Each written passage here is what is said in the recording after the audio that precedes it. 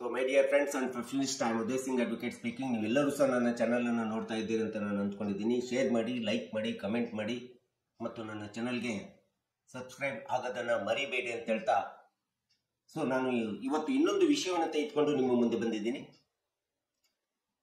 ನಾನು ಇವತ್ತು ಆಯ್ಕೆ ಮಾಡ್ಕೊಂಡಿರ್ತಕ್ಕಂಥ ವಿಷಯ ಅಂತಂದ್ರೆ ಅಂಡರ್ CPC 1908 ಅಡಿ ಒಳಗಡೆ ಸೆಕ್ಷನ್ 96 ನಿಂದ ಹಿಡಿದು 9900 RFA ರೆಗ್ಯುಲರ್ ಫಸ್ಟ್ ಅಪೀಲ್ ಈ ವಿಷಯದ ಬಗ್ಗೆ ಈ ವಿಡಿಯೋ ಮೂಲಕ ಒಂದಿಷ್ಟು ವಿಶ್ಲೇಷಣೆ ವಿವರಣೆಯನ್ನು ಕೊಡಲಿಕ್ಕೆ ಇಷ್ಟಪಡ್ತಾ ಇದ್ದೇನೆ.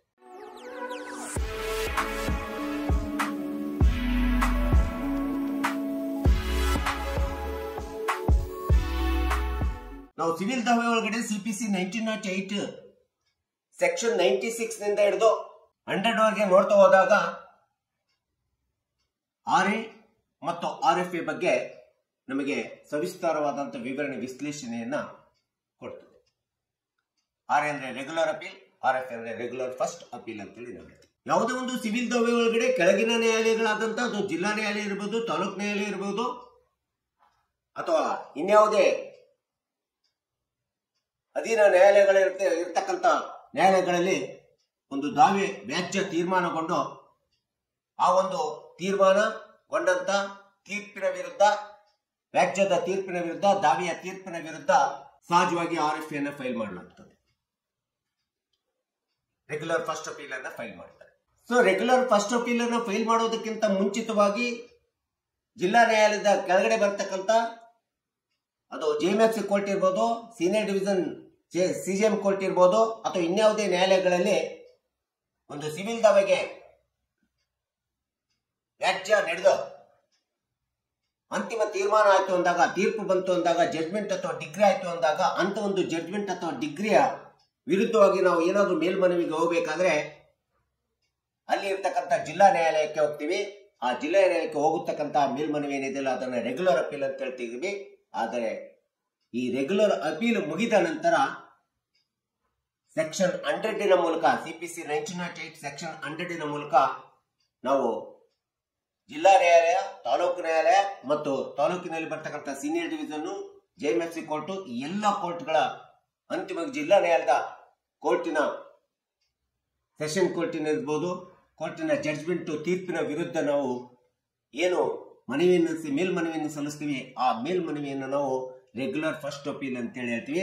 ಆ ರೆಗ್ಯುಲರ್ ಫಸ್ಟ್ ಅಪೀಲು ಹೈಕೋರ್ಟ್ ನಲ್ಲಿ ಸಲ್ಲಿಸಬೇಕಾಗ್ತದೆ. ಇದನ್ನ ನಾವು RFA ಅಂತೇಳಿ ನಾವು ಹೇಳ್ತೀವಿ. ಹಾಗಾದ್ರೆ ಇಂಥ ಒಂದು ರೆಗ್ಯುಲರ್ ಫಸ್ಟ್ ಅಪೀಲ್ ಅನ್ನ ನಾವು ಹೈಕೋರ್ಟ್ ನಲ್ಲಿ ಹೋಗಬೇಕಾದ್ರೆ ಇಂಥ ಒಂದು ರೆಗ್ಯುಲರ್ ಅಪೀಲ್ ಫಸ್ಟ್ ಅಪೀಲು ಯಾವ ಪ್ರಮುಖವಾದಂತ ಅಂಶಗಳನ್ನು ಹೊಂದಿದೆ?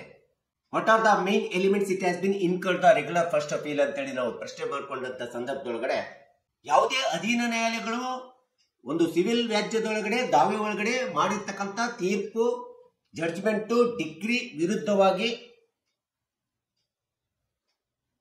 ನಾವು ಹೈಕೋರ್ಟ್ ನಲ್ಲಿ ಏನು ಮನವಿಯನ್ನು ಸಲ್ಲಿಸ್ತೀವಿ, ಮೇಲ್ಮನವಿಯನ್ನು ಸಲ್ಲಿಸ್ತೀವಲ್ಲ ಅದನ್ನ ರೆಗ್ಯುಲರ್ ಫಸ್ಟ್ ಅಪೀಲ್ ಅಂತೇಳಿ ಕರಿತೀವಿ. ಇಂಥ ಒಂದು ರೆಗ್ಯುಲರ್ ಫಸ್ಟ್ ಅಪೀಲು ಅದು ತಾಲೂಕು ನ್ಯಾಯಾಲಯ ಇರ್ಬೋದು, ಜಿಲ್ಲಾ ನ್ಯಾಯಾಲಯ ಇರ್ಬೋದು ಅಥವಾ ಇನ್ಯಾವುದೇ ಸೀನಿಯರ್ ಡಿವಿಷನ್ ನ್ಯಾಯಾಲಯಗಳದು ಅಥವಾ ಡಿಸ್ಟ್ರಿಕ್ಟ್ ಸೆಷನ್ ಜಡ್ಜ್ ಕೊಟ್ಟಿರ್ತಕ್ಕಂಥ ತೀರ್ಪಿನ ವಿರುದ್ಧವಾಗಿ ಪ್ರಶ್ನೆ ಮಾಡಲಿಕ್ಕೆ ಹೋಗುವಂತ ಅತಿ ಪ್ರಮುಖವಾದಂತ ಅಂಶದ ಮೇಲ್ಮನವಿಯನ್ನ ನಾವು ರೆಗ್ಯುಲರ್ ಫಸ್ಟ್ ಅಪೀಲ್ ಅಂತೇಳಿ ನಾವು ಹೇಳ್ತೀವಿ. ಕೆಲವೊಂದು ಸಂದರ್ಭದಲ್ಲಿ ಜಿಲ್ಲಾ ನ್ಯಾಯಾಲಯದಲ್ಲಿ ಸೀನಿಯರ್ ಡಿವಿಷನ್ ತೀರ್ಪು ಕೊಟ್ಟಿರ್ತದೆ. ಸಿವಿಲ್ ಸೀನಿಯರ್ ಡಿವಿಷನ್ ಜಡ್ಜ್ ಮೂಲಕ ತೀರ್ಪಾಗಿರ್ತದೆ, CJM ನಲ್ಲಿ ತೀರ್ಪಾಗಿರ್ತದೆ ಒಂದು ಸಿವಿಲ್ ವ್ಯಾಜ್ಯಕ್ಕೆ. ಅಂತ ಒಂದು ತೀರ್ಪಿನ ವಿರುದ್ಧ ಕೆಲವೊಂದು ಸಂದರ್ಭದಲ್ಲ ನಾವು ಜಿಲ್ಲಾ ನ್ಯಾಯಾಲಯಕ್ಕೆ ಮೇಲ್ಮನವಿಗೆ RA ಹೋಗ್ಲಾರ್ದಂಗೆ ಡೈರೆಕ್ಟ್ ಆಗಿ RFA ಹೋಗ್ಬೇಕಾಗುತ್ತೆ. ಅದು ಕೆಲವೊಂದು ಸಂದರ್ಭದಲ್ಲಿ ನಾವು ಹಾಕಿದಂತ ಆಸ್ತಿಯ ಮೌಲ್ಯ ಮತ್ತು ಪೆಕ್ಯುನಿಯರಿ ಜ್ಯೂರಿಸ್ಡಿಕ್ಷನ್ ಆಫ್ ದ ಕೋರ್ಟ್ ಅಂತ ಹೇಳಿರ್ತದೆ. ಕೋರ್ಟಿನ ಜ್ಯೂರಿಸ್ಡಿಕ್ಷನ್ ಕಾರ್ಯವ್ಯಾಪ್ತಿಯ ಆಧಾರದ ಮೇಲೆ ಕೆಲವೊಂದು ಸಂದರ್ಭದಲ್ಲಿ ಪೆಕ್ಯುನಿಯರ್ ಜ್ಯೂರಿಸ್ಡಿಕ್ಷನ್ ಕ್ವಶನ್ ಅರೈಸ್ ಆಯ್ತು ಅಂತ ಸಂದರ್ಭದೊಳಗಡೆ ನಾವು ರೆಗ್ಯುಲರ್ ಅಪೀಲು ಡಿಸ್ಟ್ರಿಕ್ಟ್ ಕೋರ್ಟಿಗೆ ಹೋಗಲಾರದೆ ನೇರವಾಗಿ ಡೈರೆಕ್ಟ್ ಆಗಿ ನಾವು ಪ್ರಾಪರ್ಟಿಯ ಮೌಲ್ಯವನ್ನು ಆಧರಿಸಿ RFA ಹೋಗಬೇಕಾಗುತ್ತೆ. ರೆಗ್ಯುಲರ್ ಫಸ್ಟ್ ಅಪೀಲ್ ಅದು ಹೈಕೋರ್ಟಿನ ಒಳಗಡೆ. ಇದು ಒಂದು ಎರಡನೇ ಒಂದು ಪ್ರಮುಖವಾದಂತ ಅಂಶ ಆಗ್ತದೆ ನಾವು RFA ಫೈಲ್ ಮಾಡಬೇಕಾದ್ರೆ. ಇನ್ನ ಈ ಒಂದು RFA ಫೈಲ್ ಮಾಡುವಂತ ಸಂದರ್ಭದಲ್ಲಿ ಲಿಮಿಟೇಷನ್ ಕಾಲಮಿತಿ ಕಾಯ್ದೆಯನ್ನು ನಾವು ನೋಡ್ತಾ ಇದ್ರೆ 1963 ಪ್ರಕಾರ ನೋಡ್ತಾ ಹೋದ್ರೆ ಯಾವುದೇ ಅಧೀನ ನ್ಯಾಯಾಲಯದಲ್ಲಿ ಆಗುವಂತ ತೀರ್ಪು ಅಥವಾ ಜಡ್ಜ್ಮೆಂಟ್ ಡಿಗ್ರಿ ಹಾಗೆ 30 ದಿನ ಅಥವಾ 90 ದಿನದೊಳಗಡೆ, 30 ಅಥವಾ 90 ಡೇಸ್ ಒಳಗಡೆ ನಾವು ರೆಗ್ಯುಲರ್ ಫಸ್ಟ್ ಅಪೀಲ್ ಅನ್ನ ಹೈಕೋರ್ಟ್ ನಲ್ಲಿ ಫೈಲ್ ಮಾಡಬೇಕಾಗುತ್ತೆ. ಇದು ಒಂದು ಅತಿ ಪ್ರಮುಖವಾದಂತ ಅಂಶ. ಸೊ ಇನ್ನೊಂದು ಅತಿ ಪ್ರಮುಖವಾದಂತ ಎಲಿಮೆಂಟ್ಸ್ ಅಥವಾ ಅಂಶ ಅಂತಂದ್ರೆ RFA ನ ಫೈಲ್ ಮಾಡಬೇಕಾದ್ರೆ RFA ಫೈಲ್ ಮಾಡುವಂತ ಸಂದರ್ಭದೊಳಗಡೆ ಮೊದಲನೇದಾಗಿ ಮೆಮೊರಂಡಮ್ ಆಫ್ ಅಪೀಲ್ ಅನ್ನ ತಯಾರು ಮಾಡಬೇಕು. ಆ ತಯಾರು ಮಾಡಿದಂತ ಮೆಮೊರಂಡಮ್ ಅಪೀಲ್ ಮೂಲಕ ಆ ಒಂದು ಮೆಮೊರಂಡಮ್ ಅಪೀಲ್ ಏನಾಗಬೇಕಂದ್ರೆ ರೆಸ್ಪಾಂಡೆಂಟಿನ ಹೆಸರಿನ ಮೇಲೆ ಇರಬೇಕು ಮತ್ತು ರೆಸ್ಪಾಂಡೆಂಟಿಂಗ್ ಹೆಸರು ಅಡ್ರೆಸ್ ಇರಬೇಕು. ಮತ್ತು ಅಂತ ಒಂದು ಮೆಮೊರಂಡಮ್ ಅಪೀಲ್ ಮೂಲಕ ನಾವು ರಿಲೀಫ್ ಅನ್ನ ಹೈಕೋರ್ಟ್ ನಲ್ಲಿ RFA ಮೇಲ್ಮನವಿಯಲ್ಲಿ ಕೇಳ್ಕೋಬೇಕಾಗುತ್ತೆ. ಸೊ ಮೆಮೊರಂಡಮ್ ಅಪೀಲ್ ಅನ್ನ ತಯಾರು ಮಾಡುವಂತ ಸಂದರ್ಭದಲ್ಲಿ ರೆಸ್ಪಾಂಡೆಂಟಿನ ನೇಮ್, ರೆಸ್ಪಾಂಡೆಂಟಿನ ಅಡ್ರೆಸ್, ಅವರ ಒಂದು ವಿರುದ್ಧವಾಗಿ ಏನು ರಿಲೀಫ್ ಅನ್ನ ನಾವು ಕೇಳ್ತಾ ಇದ್ದೀವಿ ಎಂಬತಕ್ಕಂಥದ್ದು ಸ್ಪಷ್ಟವಾಗಿ ಮೆಮೊರಂಡಮ್ ಆಫ್ ಅಪೀಲ್ ನಲ್ಲಿ ಹೇಳಬೇಕಾಗುತ್ತೆ. ಇದು ಪ್ರಮುಖವಾದಂತ ಅಂಶ. ಇನ್ನೊಂದು ಅತಿ ಪ್ರಮುಖವಾದಂತ ಅಂಶ ಅಂತಂದ್ರೆ ನಾವೇನು ಮೆಮೊರಂಡಮ್ ಆಫ್ ಅಪೀಲ್ ಅನ್ನು ತಯಾರು ಮಾಡ್ತೀವಿ RFA ಒಳಗಡೆ, ಆ ರೀತಿ ತಯಾರು ಮಾಡಿದಂತ ಮೆಮೊರಂಡಮ್ ಆಫ್ ಅಪೀಲಿಗೆ it must be the verification must made or done by the appellant ಅಂತ ಹೇಳಬೇಕಾಗುತ್ತೆ. ಮೇಲ್ಮನವಿದಾರರಿಂದ ಈ ಒಂದು ಮೆಮೊರಂಡಮ್ ಅಪೀಲಿಗೆ ವೆರಿಫಿಕೇಶನ್ ಆಗಬೇಕು. ಅಂದ್ರೆ ಇದು ನಾನು ತಯಾರು ಮಾಡಿರ್ತಕ್ಕಂಥ ಮನವಿ ಏನಿದೆ, ಮೇಲ್ಮನವಿಯ ಒಂದು ಪ್ಲೇಂಟ್ ಏನಿದೆ, ಇದು ಸತ್ಯಾಂಶದಿಂದ ಕೂಡಿದೆ ಮತ್ತು ಈ ಒಂದು ಮೇಲ್ಮನವಿಯನ್ನು ನಾನು ದೃಢೀಕರಿಸ್ತಾ ಇದ್ದೀನಿ, ಪ್ರಮಾಣೀಕರಿಸ್ತಾ ಇದ್ದೀನಿ ಎಂಬತಕ್ಕಂಥದ್ದನ್ನ ನೋಟ್ರಿ ಮೂಲಕ ಮಾಡಿಸಬೇಕಾಗುತ್ತೆ. ಇದು ಪ್ರಮುಖ ಅತಿ ಮಹತ್ವಪೂರ್ಣವಾದಂತ ಅಂಶ ಅಂತ ಹೇಳಿ ನಾವು ಹೇಳಬೇಕಾಗುತ್ತೆ, ವೆರಿಫಿಕೇಶನ್. ಸೊ ಈ ರೀತಿಯಾದಂತ ಒಂದು ಅತಿ 4 ಪ್ರಮುಖವಾದಂತ ಅಂಶಗಳನ್ನ ಈ ಒಂದು ರೆಗ್ಯುಲರ್ ಫಸ್ಟ್ ಅಪೀಲ್ ಒಳಗೊಂಡಿರ್ತಕ್ಕಂಥದ್ದು ನಾವು ನೋಡ್ತಾ ಇದ್ದೀವಿ. ಸೆಕ್ಷನ್ 100 ಪ್ರಕಾರ ಅಂಡರ್ CPC 1908.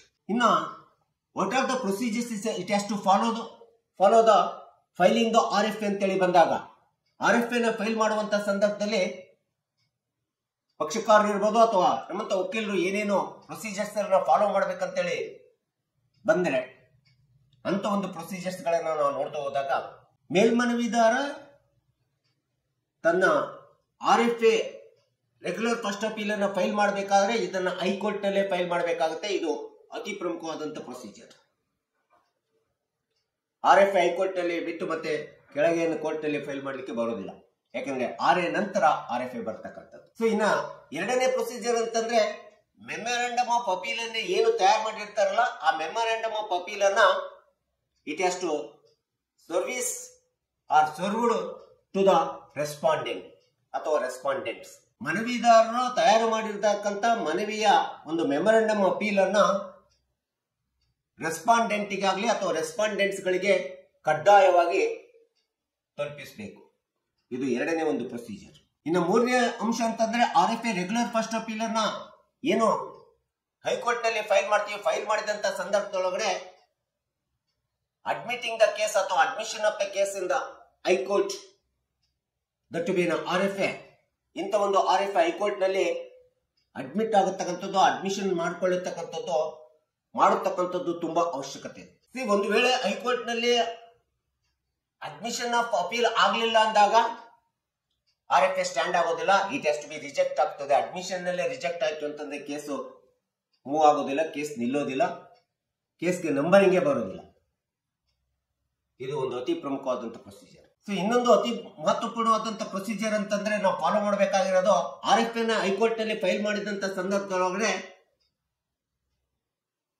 ನಾವು ಮಾಡಿದಂತ ರೆಗ್ಯುಲರ್ ಫಸ್ಟ್ ಅಪೀಲು ಅಡ್ಮಿಷನ್ ಆಗಿದೆಯೋ ಅಥವಾ ರಿಜೆಕ್ಟ್ ಆಗಿದೆಯೋ ಎಂಬತಕ್ಕಂಥದ್ದನ್ನ ನೋಡ್ಕೋಬೇಕಾಗುತ್ತೆ. Regular first appeal either it may be admission or it may be rejected. That power it is left to the discretionary authority power of the high court ಅಂತ ಹೇಳಬೇಕಾಗುತ್ತೆ.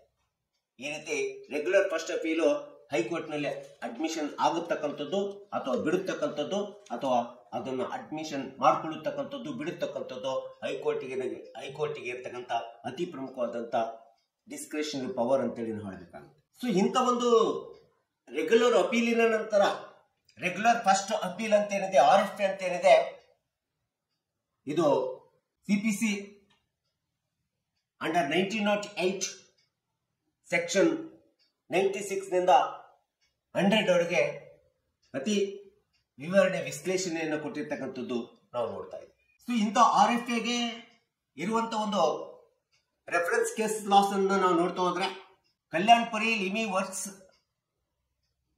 Private limited versus state of Bihar ಅಂತ ಹೇಳ್ತೀವಿ. ಅದು 2014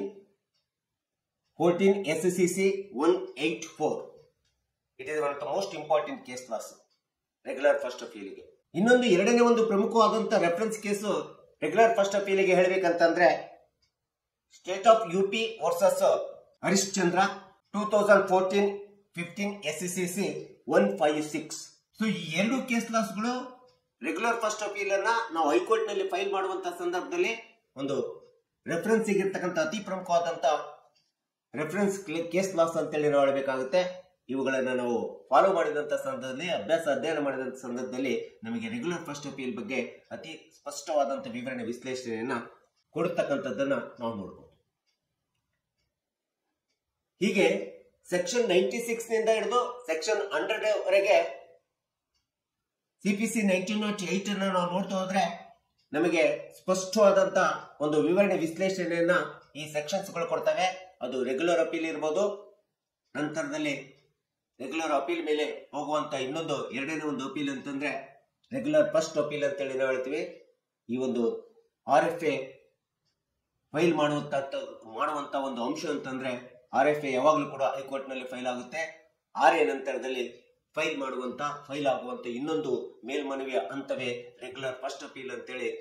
so ಕಕ್ಷಿದಾರರಿಗಾಗ್ಲಿ ಅಥವಾ ಸಾರ್ವಜನಿಕರಿಗೆ ಅಥವಾ ನಿಮ್ಗೆಲ್ಲರೂ ಸಹ ಗೊತ್ತಾಗಲಿ ಎಂಬತಕ್ಕಂಥ ಹಿನ್ನೆಲೆ ನಿಂತ್ಕೊಂಡು ಈ ವಿಡಿಯೋನ ಮಾಡಿದ್ದೀನಿ. ದಯವಿಟ್ಟು ನನ್ನ ವಿಡಿಯೋ ಇಷ್ಟ ಆಗಿದ್ರೆ ಶೇರ್ ಮಾಡಿ, ಲೈಕ್ ಮಾಡಿ, ಕಮೆಂಟ್ ಮಾಡಿ ಮತ್ತು ನನ್ನ ಚಾನಲ್ಗೆ ಸಬ್ಸ್ಕ್ರೈಬ್ ಆಗೋದನ್ನ ಮರಿಬೇಡಿ ಅಂತ ಹೇಳ್ತಾ ಇವತ್ತಿನ ವಿಷಯಕ್ಕೆ ವಿರಾಮವನ್ನು ಹೇಳ್ತೀನಿ. ನಾನು ಇನ್ನೊಂದು ವಿಷಯವನ್ನು ತೆಗೆದುಕೊಂಡು ನಿಮ್ಮ ಮುಂದೆ ಬರ್ತೀನಿ. ಜೈ ಹಿಂದ್, ಜೈ ಕರ್ನಾಟಕ.